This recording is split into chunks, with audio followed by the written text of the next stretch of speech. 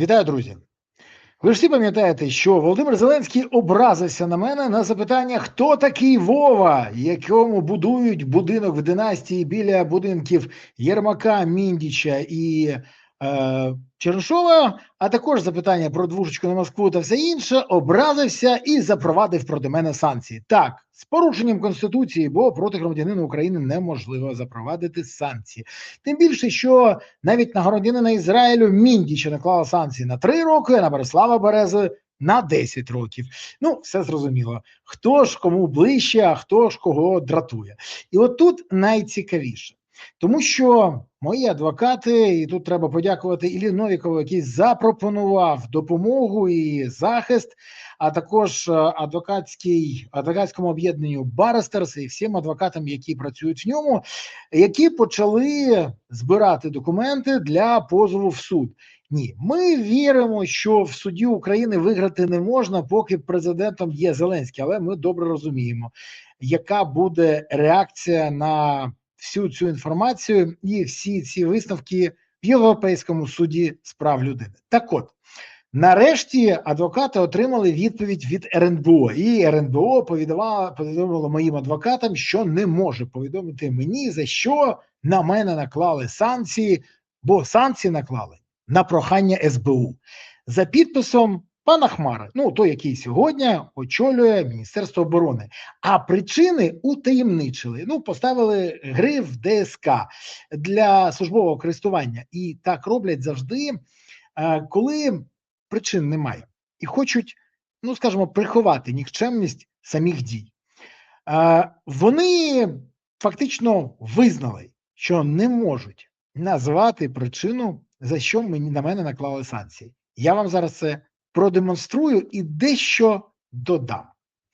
От відповідь від офіційна відповідь від РНБО, а саме від апарату Ради національної безпеки і оборони. Що вони пишуть? В апараті Ради національної безпеки і оборони України в межах компетенції розглянути ваш адвокатський запит, і тут запитання, в межах компетенції, а те, що РНБО не має права згідно Конституції накладати санкції на громадянина України, це за межами їх компетенції, вони чомусь забули. Але розглянути адвокатський запит від 20.07.2026 в рамках надання правової допомоги Березі Бориславу Єфімовичу за результатами розгляду повідомляємо. Згідно з частиною 2 статті 19 Конституції України, вони згадали про Конституцію, ту, яку порушили. Так от, органи державної влади та органи місцевого самоврядування, їх посадові особи зобов'язані діяти лише на підставі в межах повноважень та у засіб, що передбачений Конституцією та законами України. Браво! Мої овації! Це правильне рішення. Але є момент. Це ж фактично накладання санкцій на громадянина України і є порушенням Конституції. То про що мова? А далі йде найцікавіший блок. Підстави і принципи застосування персональних, спеціальних, економічних та інших обмежень заходів, санкцій, їх види, а також порядок застосування, скасування та внесення на них змін, зазначених законом України про санкції. І далі найцікавіше. Згідно зі статтею 5 закону пропозиції щодо застосування, скасування або внесення змін до санкцій вносяться на розгляд Ради національної безпеки і оборони України, Верховної Ради України, Президентом України, Кабінетом міністрів України, Національним банком України, Службою безпеки України.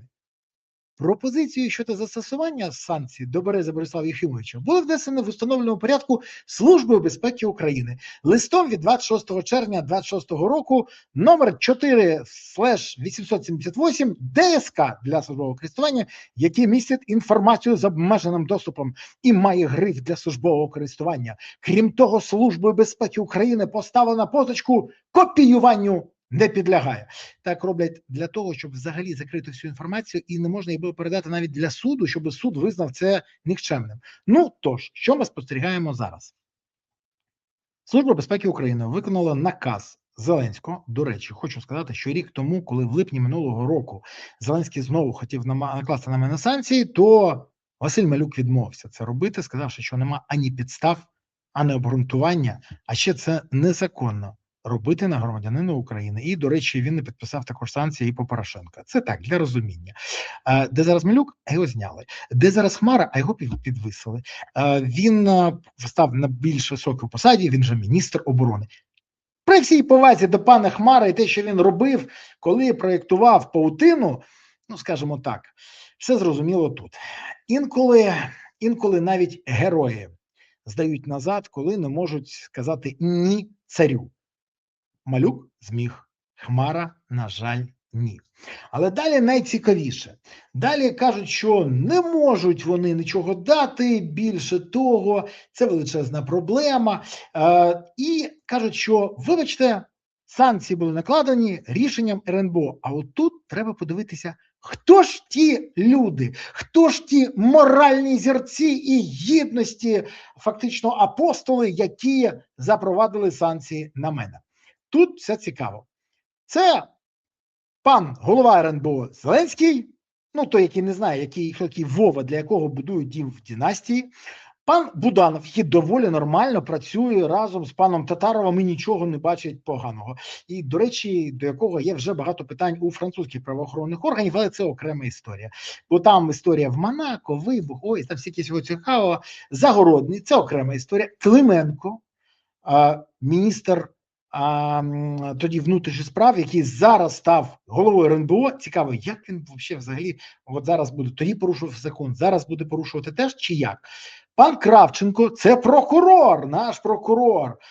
Ляшко, той, який, пам'ятаєте скандал з Ахмадітом? Так, міністр охорони здоров'я. Ну і багато інших скандалів. Але готовий порушувати Конституцію по команді царя, аби залишатися на посаді. Марченко, пишний взагалі. Тут бубочка просто. Очільник Нацбанку, до якого стільки питань, готовий так само підписати все, що завгодно, аби його не звільняли. Пронін, це той, який мандрує то в Танзанії, то в Мексику, то в Швейцарії, аби не отримати підозру в корупції від НАБУ і САП, і той, по якому є розслідування, що вкрали там 60% на оборонних спорудах. Я ж кажу, моральні зірці. Свериденко Юля, та яка була спочатку подай принеси, вона ж стюардеса, потім прем'єрка, потім я сказав, все, геть, ти вже не прем'єрка, йди нахрен, ти не потрібна. Тож, людина стала. Сибіга, який замарений зараз такій кількості скандалів з консулами, що варто про це поговорити. Сирський, той, якого теж відбій скинули після всіх історій, до речі, який буде ще відповідати за історію з Курською офензивою. Бо, наскільки я пам'ятаю, ані Верховна Рада про це не голосувала, ані багато іншого. І там є питаннячка до нього, окремі, про проведення операції. І військові про це готові і свідчити, і давати покази. Але не при цій владі. Всі це розуміють. Там далі ще є Стефанчук, це окрема історія. Той самий Руслан Стефанчук, який голова Верховної Ради, який порушує закони, який, до речі, брав гроші у держави на компенсацію житла, і житло в нього було у своїй тещі, вже в приймах. Так от, коли міністр юстиції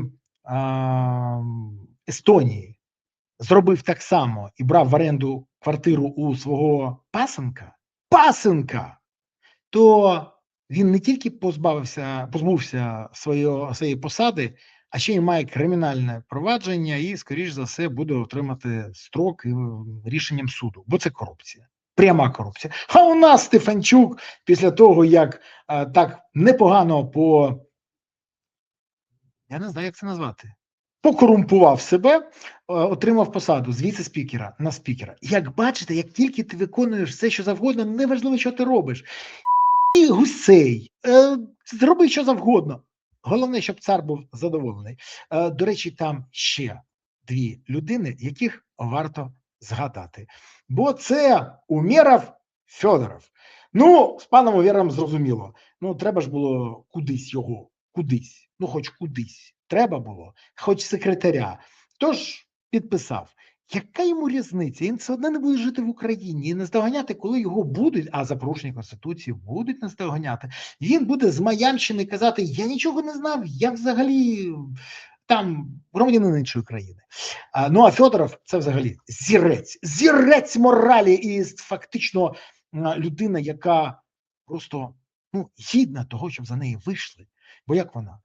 Каже, я не можу нікуди піти, але й вийти до протестувальників, які за мене волають, не можу.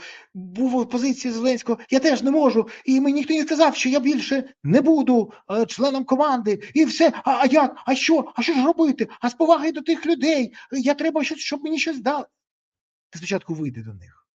Бо бейця вони або є, або ні.